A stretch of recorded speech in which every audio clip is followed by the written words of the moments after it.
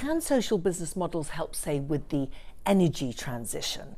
Climate change activists say that the energy transition is being done too slowly. How can economics help? Again, I bring the idea of social business. We have done that in Bangladesh in our own context. People used to use kerosene lamp all over the villages in Bangladesh. 80% of the people of Bangladesh live in the villages and with kerosene lamp.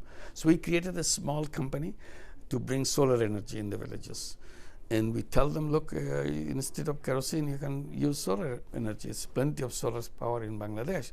All you need to do is put a panel, and you don't have to pay outright. You just pay a monthly installment as you pay your kerosene money that you spend on kerosene. Just give it to us, and we give you solar energy. And it became very popular.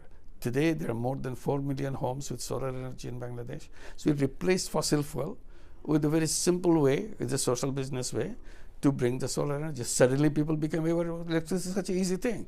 You don't have to wait for big plants to be built, you have big network to be built. You can do it yourself. But are you worried that energy transition is being too slow? And do you think things like maybe taxing companies would help? Everything is too slow. That's the problem, because the environment is going to kill us very soon.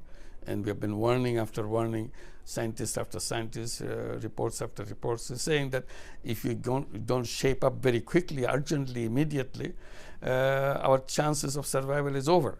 In 20 years' time, we have to bring the global warming to limit itself to 1.4 degrees Celsius. And 20 years is not a very long time. But we are not showing that example, how to make it happen. It's still fossil fuel industry is flourishing. Still plastic industries is flourishing. We have not done anything.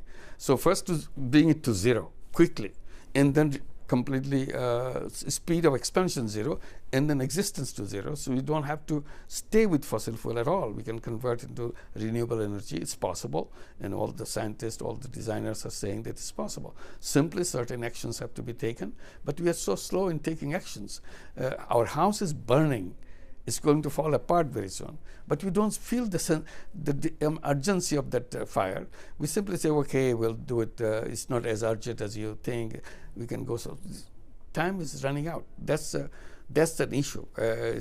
We are showing that it can be done even in remote places if you paid attention. But in a big decision making, you can transform from the fossil fuel based with the coal and the oil to green energy. It's possible.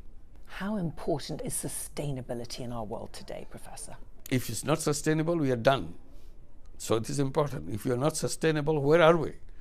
How much time we left if not sustainable? So it's a question of countdown has begun. It's not something secret someplace. It's going, every second is moving, but you don't want to watch the clock. That's the problem. And we don't want to act ourselves. So we have to mobilize. It's not a political question. It's a survival question. How do we live in this planet? So we have to mobilize every single thing we have. That's why young people are demonstrating. Still, adults are not paying attention to it. It's a kind of children's game. It's not a children's game. They are the one who's telling the truth. You are the one blinded yourself to the old ideas and old way of doing things. We have to get out of these old ideas. So what advice would you give to a young activist like Greta Thunberg? She's been criticized for being too outspoken. What would you say to her? We will say that you are the one who will save the world, and you and your friends all over the world take over and make things happen, because the previous generations have failed the whole thing because lethargy and disinterest in the whole thing. You just talk about it but never get into serious decision making and getting it done. We signed the Paris Treaty, somebody withdraws it from that. Those kind of game playing is not going to help us survive. So how do we answer your question? One common question I ask everybody, I said, what kind of world you would like to have for your grandchildren? Just imagine that.